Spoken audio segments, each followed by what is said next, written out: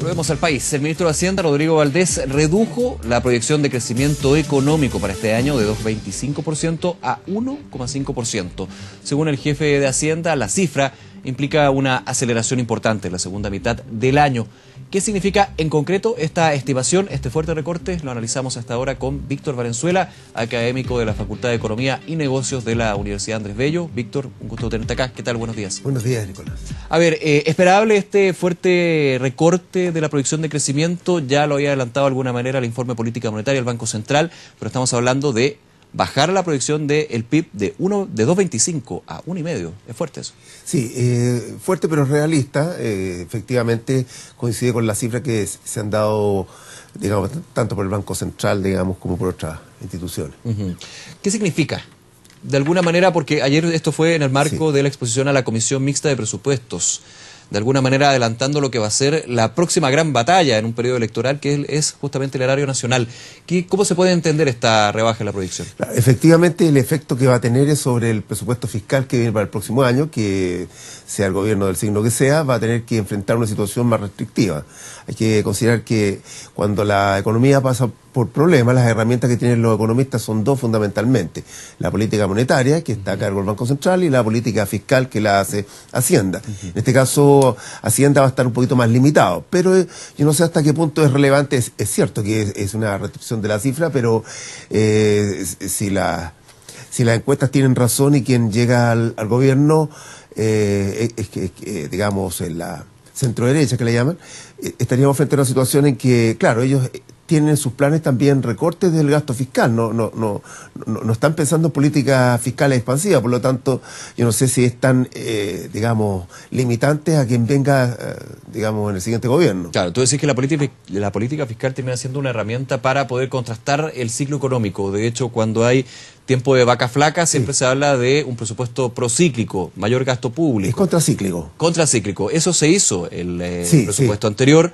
¿No hubo holgura para hacerlo en el presupuesto que está vigente hoy? Claro, efectivamente es que las holguras se acaban, pero hay que considerar que la política fiscal, la política monetaria tienen, digamos, ámbitos de acciones, esferas, digamos, en las cuales pueden ser efectivas. Entonces después el remedio pasa a ser inocuo. O sea, uno puede aplicarla, pero son señales, pero que efectivamente solo lo marginal tiene un efecto. No van a la solución del problema. No van a la solución del problema, que en realidad el problema es más de fondo. El problema de crecimiento de los países son siempre problemas de muy largo plazo. Está definido en la macroeconomía como uno de los problemas de muy largo plazo.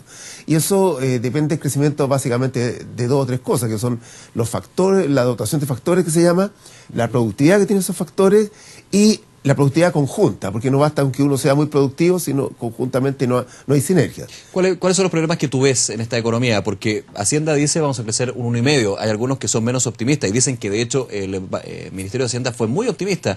Hablan de un 1% de crecimiento este año.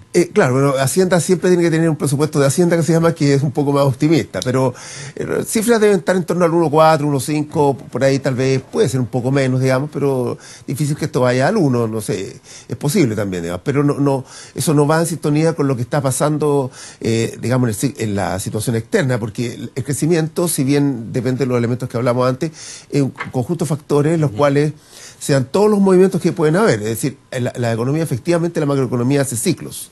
Claro. Y dentro de esos ciclos, bueno, la duda que está es si estamos pegando en el fondo a un punto de inflexión hacia la subida. Claro, cuando hay una situación compleja en economía, es bueno llegar al piso porque no se va a bajar más de eso. Exacto, se sincera la cifra. Y se tiene mucho más que subir que bajar. Digamos. Efectivamente, entonces las proyecciones para el próximo año están cercanas, un poco menos del 3, digamos, las proyecciones que hay independientes y también las proyecciones del propio ministro. Entonces, en definitiva, la economía va a tener un repunte el próximo año, pero es parte del ciclo. Entonces, se tiene que dar el conjunto de cosas en que lo externo va a tirar un poco el carro, ¿no es cierto? No está comprado eso, porque aquí tampoco hay que poner el freno a mano, es decir, aquí también hay que tomar medidas que vayan pro crecimiento, y eso es bastante fácil de decir, se escucha cada rato, pero... Tú dices que no se puede esperar que al resto de los países les vaya bien. Es decir, exacto, no solo colgarse eso, sino que también hay que tener alguna proactividad.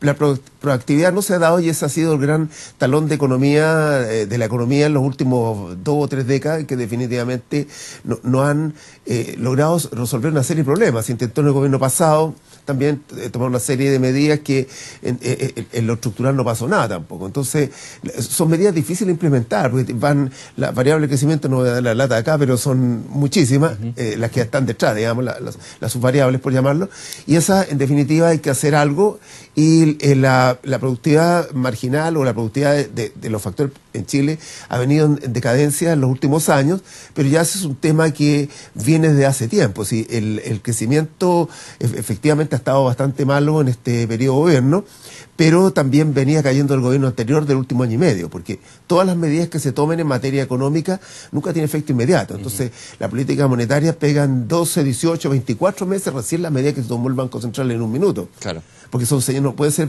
política abrupta, no hay milagro acá. Entonces lo que se hace es que se empiezan a mandar señales. Entonces, una de las cosas que influye, y eso hay algo, digamos, está la hipótesis, pero es que si efectivamente las expectativas están jugando en contra, me refiero a lo que está ocurriendo en el frente interno. Entonces, esas expectativas que en definitiva las expectativas en economía son profecías autocumplidas, porque si solo la gente empieza a creer que la cosa está mal, está mal. Entonces, de algún modo tiende a producir cierta inercia. Se van complicando las confianzas también, que es un concepto que se ha utilizado mucho en el último tiempo. Hay incertidumbre, desconfianza desde el sector público-privado, se suspenden inversiones, esas inversiones que no se hacen finalmente terminan siendo empleos que no se van a crear. Ahí hay todo un ciclo también que es bien nocivo, ¿no? Claro, efectivamente, pero el tema de la expectativa, que en realidad cae dentro de lo que se llama la economía conductual, es en definitiva es que la gente se empieza un poco a creer la historia, y claro, se dicen cosas de repente que son un poco naif, si uno lo quiere, de cierto punto de vista, pero tienen un efecto, que es, por ejemplo, el hecho de que si el candidato que sale es pro mercado o no pro mercado, eso cambiaría las expectativas, pero definitivamente esto es un poco lento. Claro, generalmente esos cambios son bien a corto plazo.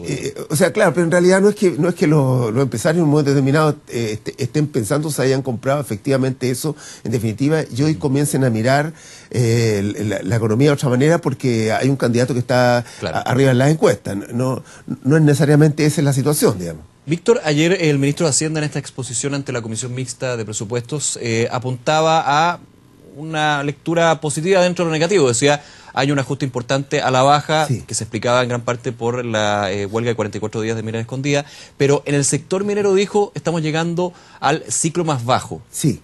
De alguna manera va a haber un punto el próximo año que podría también justificar ese más de 3% que el último IPON habla sobre la proyección para el 2018. Sí, hay dos cosas que se juntan. Una es el hecho que efectivamente estaríamos topando el fondo y no puede venir nada peor. Y lo segundo es que cuando se empiezan a calcular los indicadores, esos indicadores siempre, en este caso, son contra una base de comparación más baja, entonces el porcentaje sale más alto. Digamos. La base comparativa te ayuda. Exactamente, claro, no es lo mismo comparar contra 2 puntos contra 100 que calcular 2 puntos contra 90, por decir un extremo. Que es lo que pasó a diferencia de 2 años anteriores. Efectivamente. Que nos comparábamos con 6% de crecimiento, 5,4% de crecimiento. Exactamente, entonces eso, claro, va a ayudar la cifra y eso ayuda a las expectativas también de la gente. Pero había un repunte en el sector de la minería, porque por ejemplo hemos visto en los últimos IMASEC que sigue habiendo una contracción del IMASEC minero, pero en menor medida. Claro. El minuto llegó a caer 17%. Aquí el tema de Escondida ensuciaba la muestra, pero siempre ha tenido contracción en este IMASEC. Sí, efectivamente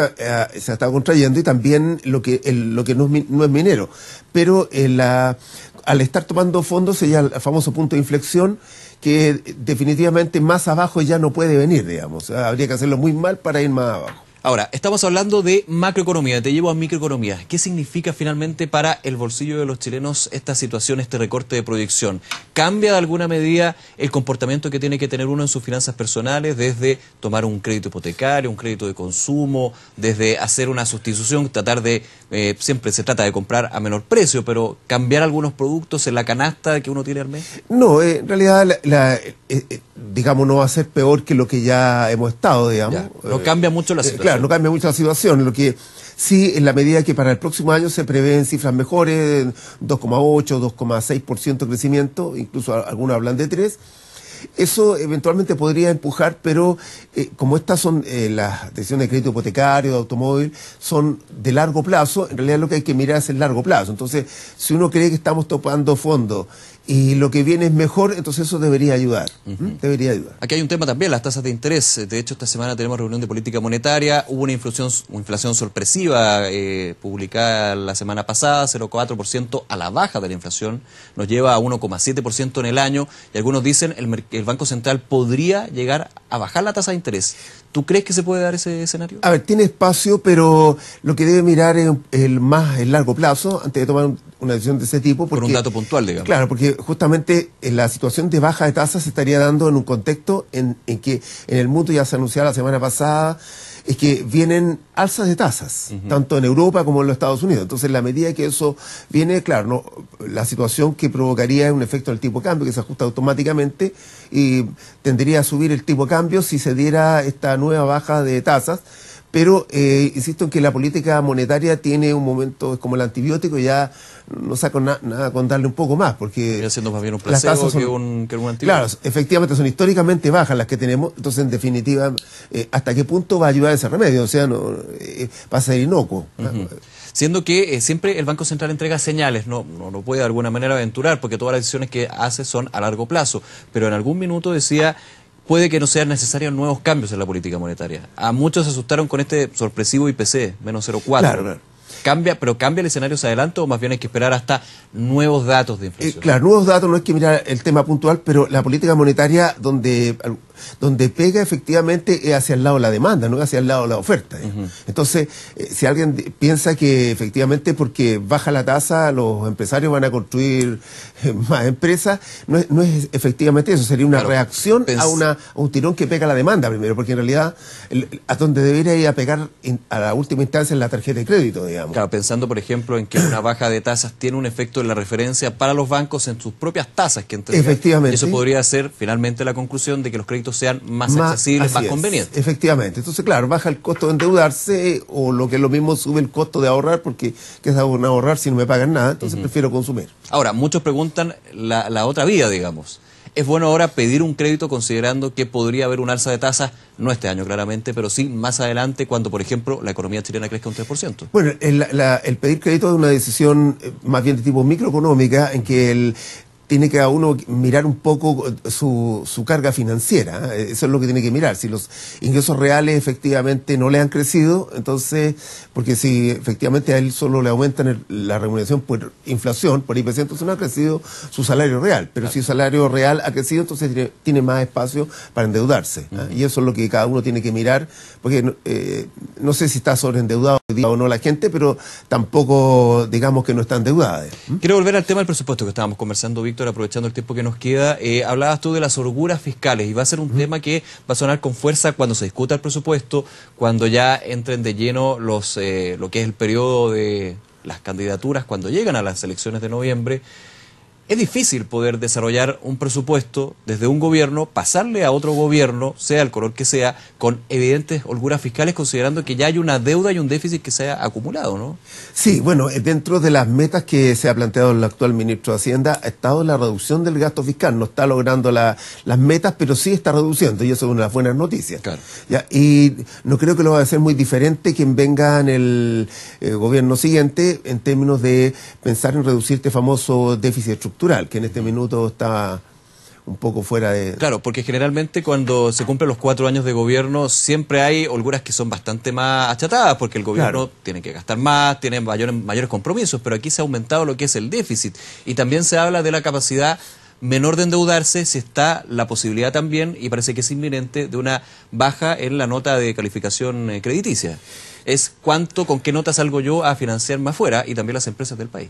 Claro, mira, cualquier variación en la clasificación de riesgo va a ser relativamente marginal, digamos, no es algo drástico. No cambia el escenario de un país seguro para invertir. En los rangos que está moviendo Chile, digamos, no va a perder grado de inversión, no estamos en esa situación. Pero sí, evidentemente, aprieta un poco más las holguras respecto a quien venga, porque endeudarse, o sea, la solución para el déficit fiscal en un momento determinado es endeudarse, y ese endeudamiento es a nivel interno y a nivel externo, y eso es un poco las medidas que están tomando. Es decir, se ha colocado bono en Europa hace un par de días atrás, una semana, y eventualmente también va a haber, tesorería anunciado que va a haber endeudamiento a nivel interno. pero eso es para financiar el déficit que en este minuto está. Pero ese déficit definitivamente, claro, tiene que ver con una situación estructural, y lo que hay que mirar es el déficit de largo plazo. Entonces el déficit de largo plazo, si de Chile está comprometido, porque las señales de los gobiernos o de los ministros de Hacienda, ya sea el actual o quien venga, son en el sentido contrario, claro, la clasificación de riesgo va a afectar definitivamente. Pero hoy por hoy la clasificación de riesgo entienden los analistas internacionales que hay cierta responsabilidad en el manejo de Hacienda acá. Bien, Víctor Valenzuela, muchísimas gracias por acompañarnos, varios temas que estuvimos revisando en estos minutos. Gracias a ustedes por invitarme. Muy buenos días. Buenos días. Hacemos una pausa, no se vaya, ya seguimos con más de La Mañana Informativa.